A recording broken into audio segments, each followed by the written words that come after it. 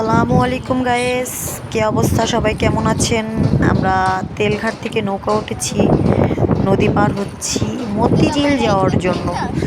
আসলে নদীটা এত শান্ত ছিল, এত শান্ত ছিল, আমার ইচ্ছে করতেছিল নদীর পানি দেখা গোসল করি। কিন্তু কি বলবো গায়েস, আমি তো সাঁতার জানি না, তাই নদীতে নামতে পারলাম না। সরি। যারা যারা সাঁতার জানেন অবশ্যই কমেন্টে জানাবেন। আসলে নদীর পানিটা এত শীতল ছিল, এত শীতল, বলতে পারবো না আপনাদেরকে, মানে আপনারা না দেখলে বিশ্বাস করবেন না। হালকা হালকা রৌদ্রর মধ্যে মেঘলা মেঘলা আকাশ, তার মধ্যে নদী এরকমের শান্ত, ভাবা যায়। উফ, সাথে একজন প্রিয়জন থাকলে তো কথাই নেই। আসলেই খুবই ভালো লাগতেছিল। চিন্তা করতেছিলাম আমিও কি একটু আপনাদের সামনে চলে আসবো কিনা। আপনারা কি চাচ্ছেন, চলে আসবো আপনাদের সামনে?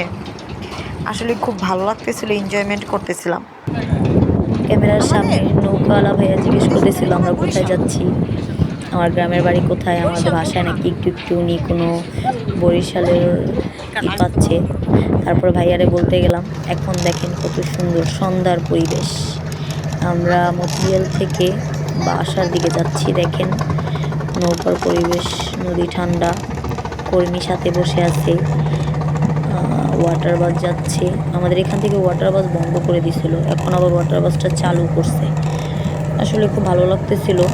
আর পরন্ত বিকেল ছিল, আকাশটা ফুরফুরে ছিল, খুবই ভালো লাগতেছিল। নদী পথে ভ্রমণ করাটাই আসলে খুব মজা। যারা যারা না করছেন বুঝবেন না, অবশ্যই নদী পথে ভ্রমণ করবেন। লঞ্চে গেতে তো আরও মজা। কারা কারা লঞ্চে গেছেন আমি জানি না,